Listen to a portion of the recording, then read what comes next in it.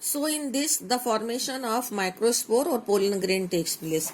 Now it comes the female reproductive part. The female reproductive part of the flower is called as pistil. Each part is pistil. ये इसके parts हो गए. Stigma, style and ovary are the part of the pistil. This you have done in 10th class also. अब ovary में क्या होता है, within the ovary there is a ovule. ये सिंबॉलिकली प्रेजेंट किया है. It's not the complete structure but only symbolically represented, क्योंकि आपको शॉर्ट में देखना है. ये सब 12th क्लास में the complete reproduction in flowering plant is their first unit. तो this is ovule and ovule is attached to the wall of the ovary through the placenta.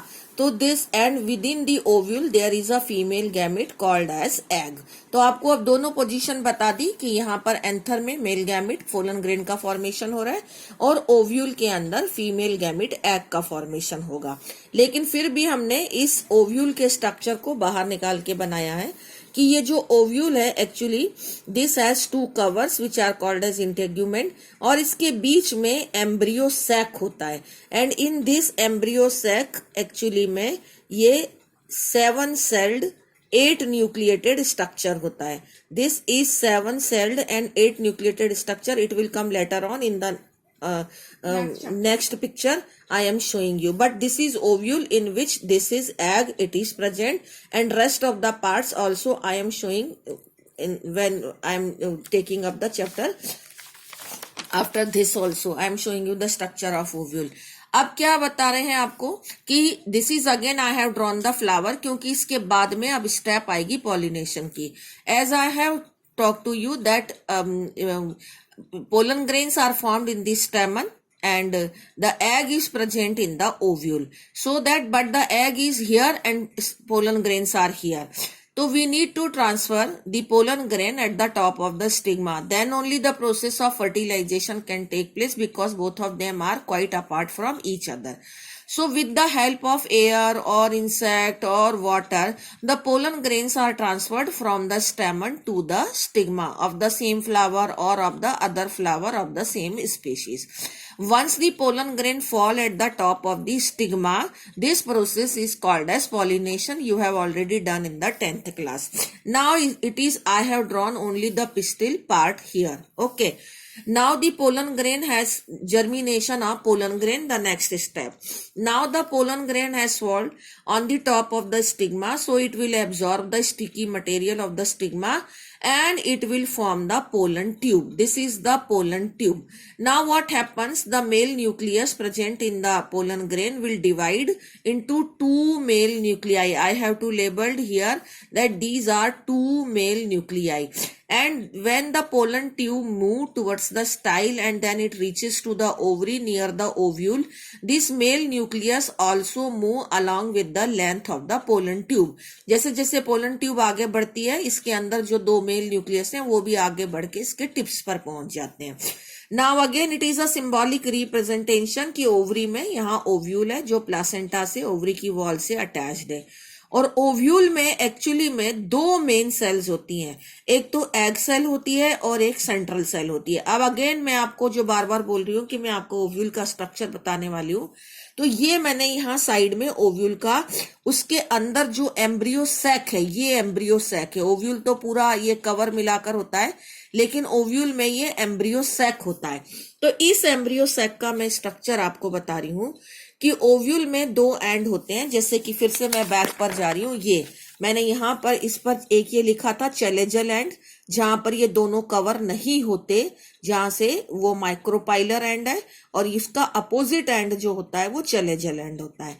Chalazal and पर जो ये तीनों सेल्स हैं, these are called as antipodals. और micropylar end पर जो ये 3 सेल्स होते हैं, इसमें से जो 1 सेल है that is called as egg, and these 2 side cells are called as synergids. और बीच में यहाँ पर there are 2 nucleus which are present within a single cell which is called as central cell. तो ये ovule का structure है and this is the stalk of the ovule funiculus. यहाँ पर प्लासेंटा आ जाएगा and it is present in the ovary like this. Okay, you are to imagine. अब हम इसको वापस इधर ले जा रहे हैं. जो एम्ब्रियो सेक था, ये उसका और नीट एंड क्लीन डायग्राम बनाया है. Chalazial end पर as I have told you 3 cells are there which are called as antipodals. और micropylar end पर these 2 cells are called synergids and one very important female gamete is called as egg cell. Or from both the side one nucleus come in the center and these 2 nucleus are present in one cell only. That cell is called as central cell. इसमें 2 nucleus हैं, तो 3 nucleus इधर हैं, 3 इधर हैं और 2 बीच में हैं, तो 8 nucleated embryo sac है. This embryo sac is 8 nucleated. इसको 12th क्लास में ये सारा डिटेल में आएगा. It is 8 nucleated embryo sac. लेकिन सेल कितने हैं इसमें? 7 सेल. 7 सेल, क्योंकि 3 ईयर और दिस इज 1 सेल. सेल तो है 7 और न्यूक्लियस है 8, तो 8 न्यूक्लिएटेड एम्ब्रियो सैक बन गया. अब इसमें क्या होगा, जब पोलन ट्यूब यहां तक आ गया है, at this time this pollen tube will enter through the micropyle. ये जो माइक्रोपाइलर एंड है, इस माइक्रोपाइलर एंड से यहां से पोलन ट्यूब इसमें एंटर करेगा, जिसमें 2 मेल न्यूक्लियस होते हैं. Okay, I am just cutting this for explanation only, I have explained. तो अब यहां से पोलन ट्यूब, ये मैंने स्ट्रेट ओव्यूल बनाया है, वहां इन्वर्टेड बना रखा है. अब यहां से पोलन ट्यूब इसमें जब एंटर करेगा तो these antipodals which were present at the chalazal end, इनका कोई काम नहीं है, दे विल गेट डीजनरेटेड. और जो एग सेल के साइड में 2 सेल हैं सिनर्जिड्स, ये सिनर्जिड्स पोलन ट्यूब की एंट्री को गाइड करेंगे और बाद में ये भी डीजनरेट हो जाएंगे. तो एम्ब्रियो सैक में सिर्फ ये 2 सेल बच जाएंगे, एक तो एग सेल और एक ये वाला सेंट्रल सेल. इसीलिए मैंने यहां पर सिर्फ 2 सेल बनाए हैं, one is egg cell and other is central cell. अब आपके पास में क्या रह गया, in the ovule 2 nucleus are present. एक तो एग सेल का न्यूक्लियस और ये सेंट्रल सेल, इसमें 2 न्यूक्लियस हैं.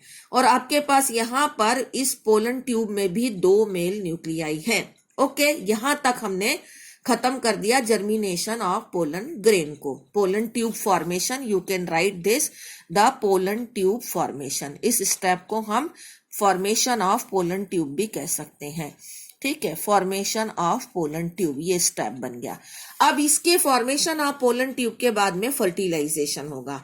When this pollen tube enter through this micropylar end, तो फर्स्ट मेल न्यूक्लियाई, इन दोनों में से एक male nucleus will fuse with the egg cell, इससे फ्यूज करेगा. और मेल न्यूक्लियाई हैप्लॉइड है क्योंकि वो मियोसिस से बना है, एग सेल भी हैप्लॉइड है क्योंकि वो भी मियोसिस से बनी है. और दोनों के फ्यूजन से की process is called as true fertilisation और सिनगेमी. और resultant cell will be zygote and it will be a diploid structure. Okay, this is true fertilisation.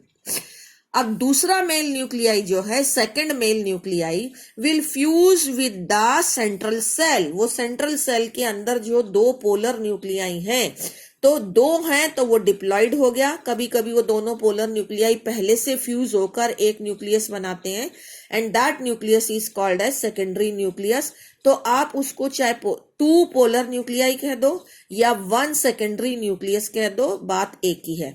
तो this second male nuclei will fuse with the secondary nucleus. अब secondary nucleus तो पहले ही 2 nuclei के मिलने से बना है, तो वो पहले से ही डिप्लॉइड है और मेल न्यूक्लियाई हैप्लॉइड है. तो डिप्लॉइड और हैप्लॉइड का जब फ्यूजन होगा तो उसके फ्यूजन से जो न्यूक्लियस बनेगा, this is will be a triploid nucleus. उसको पैन यानी प्राइमरी एंडोस्पर्म न्यूक्लियस बोलते हैं. और इस फर्टिलाइजेशन को वेजिटेटिव फर्टिलाइजेशन बोला जाता है. This is vegetative fertilisation. Okay, अब फर्टिलाइजेशन के 2 रिजल्टेंट सेल हो गए, एक जायगोट और एक पैन. अब हमें देखना है पोस्ट फर्टिलाइजेशन चेंजेस, कि फर्टिलाइजेशन के बाद में क्या होता है. तो फर्टिलाइजेशन के बाद में जो पैन है, पैन मतलब कि प्राइमरी एंडोस्पर्म न्यूक्लियस, वो एक न्यूट्रिटिव टिश्यू बनाएगा and that nutritive tissue is called as endosperm. Okay, अब इस एंडोस्पर्म का क्या काम है, to provide nourishment to the embryo. तो ये एम्ब्रियो कहां से आ गया, जो जाइगोट है वो एम्ब्रियो बनाएगा, it will develop into embryo.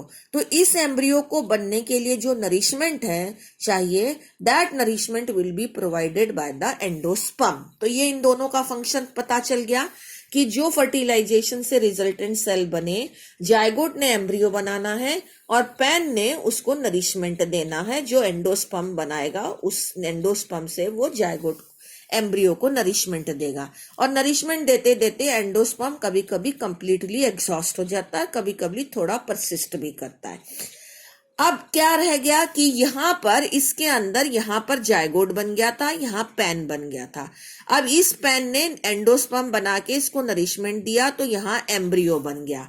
अब इस कंडीशन के अंदर इस ओव्यूल में यहाँ एम्ब्रियो बन गया है।